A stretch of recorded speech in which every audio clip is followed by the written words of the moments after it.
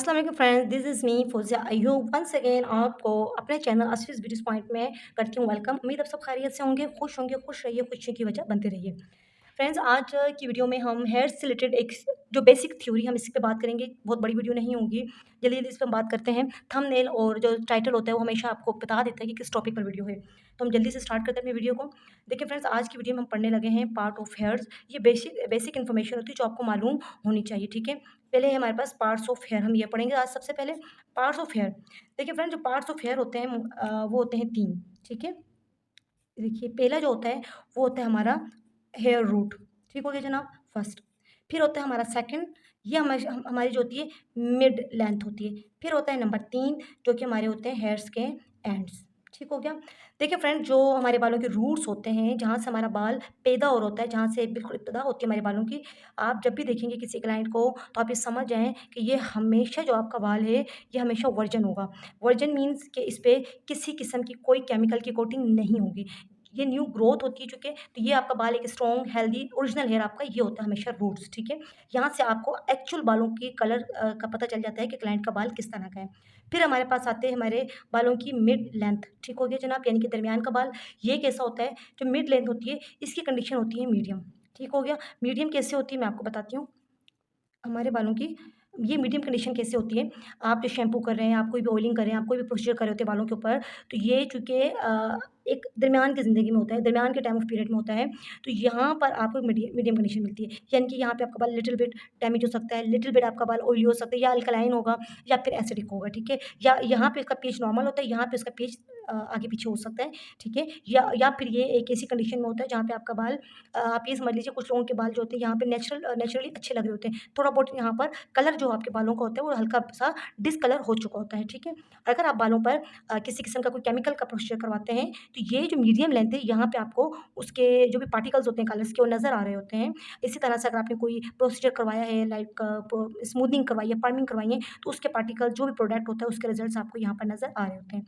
ये जो हमारी होती है, ये हमारे बालों के जो एंड्स होते हैं, ये हमेशा हमारे ओल्ड पार्ट ऑफ हेयर होते हैं, ठीक है।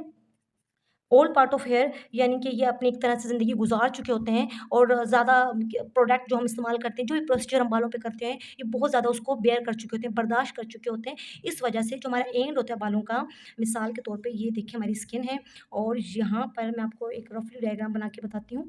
देखिए ये जो आपका ये वाला हिस्सा होता है ना, ये वाला हिस्सा, ये आपकी रूट्स होती हैं, ठीक हो गया जनाब?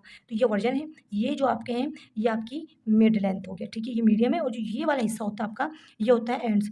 तो ये अपनी ज़िंदगी ज़्यादा गुज़ार चुका था, ज़्यादा मौसमों को, हर तरह के जो प्रोडक्ट्स यूज़ किए हैं उसको, गर्मी, सर्दी और डिफरेंट प्रोसीजर जो हम कर चुके हैं बालों में उसको ये बर्दाश्त कर चुका होता है। तो ये हमेशा मोस्टली जो ये होता है, ये कटा-पटा हिस्सा होता है, यानी कि यहाँ पे डैमेजेस ज़्यादा होते हैं एंड्स पर। कभी-कभी बाल जो आपका होता है वो स्प्लिटिंग हो जाता है, डबल जो उसकी शाखें हो जाती हैं। कभी यहाँ पर आप डिस्कलरेशन बहुत ज़्यादा इस जगह पर होती है, यहाँ का बाल टूटता बहुत जल्दी है, बहुत ज़्यादा पोरस होता है, ओपन पोर्स होता है, क्यूटिकल बहुत ज़्यादा खुला हुआ होता है। तो ये हिस्से हमें हमेशा कट करने चाहिए। इसको अगर आप डिफरेंट ट्रीटमेंट्स लेते हैं, लाइक प्रोटीन और ये वो आप कुछ भी करें, लेकिन ये दोबारा जान में आना मुश्किल होते हैं। इनका एक ही हल होता है, आप एंड्स को कट कर दिया करें। तो ये हो गया आपके बालों के पार्ट ऑफ हेयर्स, ओके। अच्छा, ये जो होता है ये आपके बालों का होता है फॉलिकल, जहाँ से आपके बाल ग्रोथ करते हैं, पैदा होते हैं। ये आपके बालों को ग्रोथ की, बढ़ने की, पैदा होने की वजह बनते हैं। अब हम बात करते हैं बालों के टेक्सचर पे, कि हमारे बालों का टेक्सचर जो होता है वो कितनी किस्म का होता है। ये भी हमें being a hair stylist, being colour mastering करते हुए हमें इनका पता होना चाहिए, ठीक है फ्रेंड्स।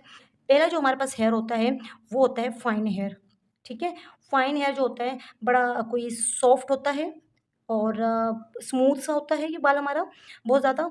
और इसके अलावा ये आपको मिलेगा बिल्कुल उसकी तरह दिखाई देगा, जैसे वूल वूल की तरह दिखाई देगा, नरम रेशम जैसा एक आपको ये बाल दिखाई देगा। पतला होता है बहुत। आप स्कैल्प पे जब ये बाल होता है तो स्कैल्प थोड़ा खाली-खाली भी फ़ील होता है, क्योंकि पतला होता है, सॉफ्ट होता है, ज़्यादा जगह ये नहीं घेरा होता है।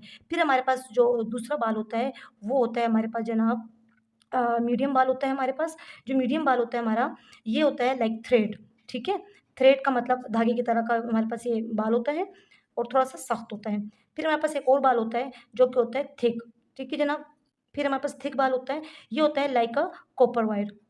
जो कॉपर का आपने देखा होगा जो बारीक सी कॉपर की वायर होती है, जो हमारी केबल्स होती हैं उनमें जो होता है, ये इस तरह का बाल होता है और ये हार्ड बाल होता है। ये बालों में स्कैल्प के ऊपर ज़्यादा जगह घेरा होता है, मोस्टली ये रिंकल टाइप का भी हो रहा होता है, ठीक है।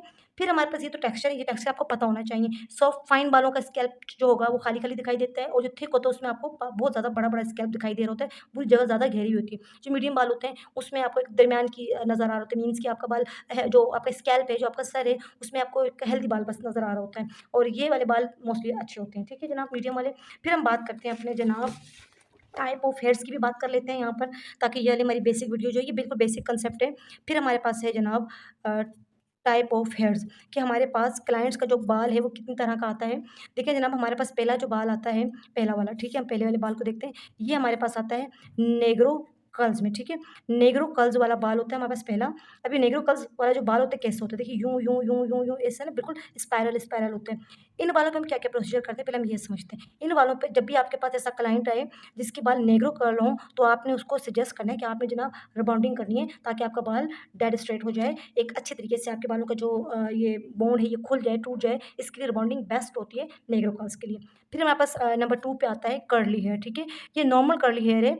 अब बहुत ज़्यादा इसमें मैं वेव कह रही हूँ, बहुत ज़्यादा इसमें ये स्पाइरल्स नहीं बने हुए होते हैं। ये आप समझिए थोड़ा दूर-दूर इस तरह से बना हुआ होता है और इन बालों के लिए बेस्ट क्या होता है, ये भी हम देखते हैं ज़रा। इन बालों के लिए जो बेस्ट होता है जनाब, आप इन बालों पे कर सकते हैं रिबॉन्डिंग। जब आपके पास ऐसा क्लाइंट आए, आपने उसे सजेस्ट करना है कि आप रिबॉन्डिंग कर सकते हैं, आप रिलैक्सिंग कर सकते हैं बालों पर, यानी कि बालों पे जो हल्का-सा स्पाइरल कर्ल बना हुआ है, ये आपका इससे ख़त्म हो सकता है, ठीक है। फिर हमारे पास एक और बाल आता है, जो होता है हमारे पास जनाब वेवी हेयर होता है हमारे पास। अच्छा, अब मोस्टली हमारे पास ये वाले हेयर होते हैं वेवी। अब ये कैसा होता है जनाब, ये ऐसा, ऐसा, ऐसा, हल्का-हल्का, हल्का-हल्का इसमें कर्ल होता है, ठीक हो गया जनाब। इन बालों पे हमें क्या प्रोसीजर करना होता है, अगर ऐसा क्लाइंट आ जाए, तो आपने उसको जो सजेस्ट करना है, आप उसे सजेस्ट करें जनाब कि आप रिलैक्सिंग कर सकते हैं, आप एक्सटेंसो कर सकते हैं, क्योंकि हल्का वेव है, तो आसानी से निकल जाता है। बहुत ज़्यादा इसके ऊपर आपको मेहनत नहीं करनी पड़ती है। असल मेहनत जो आपकी होती है वो नेग्रो कर्ल्स पर होती है, फिर कर्ली हेयर्स पर होती है। मोस्टली जो नेग्रो कर्ल्स होते हैं हमारे पास पाकिस्तान में तो नहीं होते हैं, लेकिन कुछ-कुछ जगहों पर होते भी हैं, ठीक है। रेयरली केसेस, बहरहाल हर जगह मौजूद होते हैं। फिर हमारे पास आता है लास्ट में हमारा स्ट्रेट हेयर, बिल्कुल सीधा बाल होता है जनाब लोगों का, बिल्कुल सीधा-सा बाल होता है। इन बालों पे हमने क्या करना है, सीधा बाल है तो ज़ाहिर-सी बात है रिलैक्सिंग नहीं करोगे, इस पे आपने करनी होती है जनाब पर्मिंग। अगर आपका क्लाइंट आपसे पूछने आ जाए, तो आप नहीं करना है उसको सजेस्ट, ठीक है। तो ये हमारे पास टाइप ऑफ हेयर्स हैं, ये इसके प्रोसीजर होते हैं। आई होप आपके लिए वीडियो करामत साबित हुई होगी। तो इंशाल्लाह ताला फिर किसी और वीडियो में मिलते हैं। आपने इन बेसिक इन्फॉर्मेशन को लाज़मी समझना है, पढ़ना है, याद करना है। क्यों? क्योंकि जब तक आपको बेसिक नहीं मालूम होती, आप कलरिंग की एक्सपर्टीज़ हासिल नहीं कर सकते। बेसिक को इग्नोर मत किया करें जनाब, क्योंकि आप क्लाइंट के हेयर को जब पढ़ लेते हो, तो फिर उसके ऊपर प्रोडक्ट को चूज़ करना, कौन-सा प्रोसीजर करना है, किस तरह करना है, क्या टाइमिंग देनी है, आपको चीज़ें समझ आ जाती हैं। तो छोटी-छोटी जो इन्फॉर्मेशन होती है, ये वो कीज़ होती हैं जो आपको आपके काम का मास्टर बनाती हैं। आई होप ये वीडियो आपके लिए करामत साबित हुई होगी। इंशाल्लाह ताला फिर किसी और वीडियो में मिलते हैं, नेक्स्ट वीडियो में। तब तक अपना ख़याल रखिएगा, दुआ में मुझे भी याद रखिएगा, दुआ में दूसरों को भी याद रखिएगा। ओके जनाब, फिर मिलते हैं। अल्लाह हाफ़िज़।